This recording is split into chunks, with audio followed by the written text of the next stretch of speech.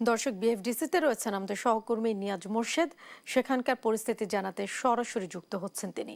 Niaz, vote গ্রহণ তো শেষ হয়েছে, কোনো অভিযোগ রয়েছে কিনা আর ফলাফলের সবশেষ পরিস্থিতি জানান।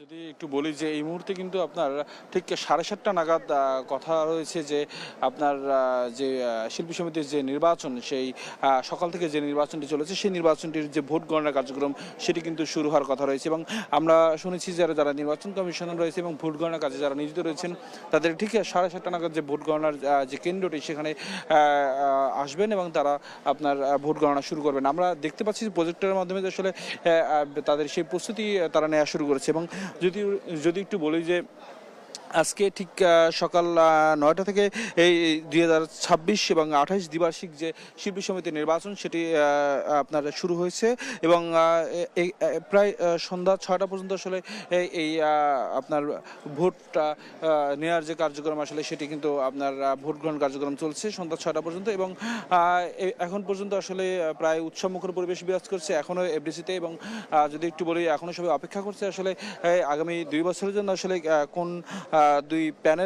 কোন প্যানেলটি আসলে আপনার দুই প্যানেলের মধ্যে থেকে কোন প্যানেলটি আপনার বিজয়ী হয় এবং কাদের হাতে আসলে আপনার এফডিসির যে আপনার আগামী 2 বছরের জন্য আসলে কারা নেতৃত্ব দেবেন সেটি আসলে আপনার নির্ধারিত হবে। এবং যদি একটু বলি যে আমরা যতদূর জানতে পেরেছি মোট ভোটার রয়েছে 573 জন এবং ভোট পড়েছে প্রায় 480 জনের মতো। এবং সেক্ষেত্রে আসলে যদি শতাংশ হিসেব করে যদি বলি সেক্ষেত্রে প্রায় 83% এবার ভোট পড়েছে এই শিল্পী সমিতির নির্বাচনে। এবং আজকের এই শিল্পী সমিতির নির্বাচনে কিন্তু আসলে দুটি প্যানেল আসলে প্রতিদ্বন্দ্বিতা করছে। একটি হলো শিবা সানু এবং জয় চৌধুরীর একটি প্যানেল এবং আরেকটি হলো আরমান মুক্তির একটি প্যানেল। এবং এই দুটি প্যানেল কিন্তু আপনার এই আজকের যে নির্বাচন সেই নির্বাচনে তারা প্রতিদ্বন্দ্বিতা করছে।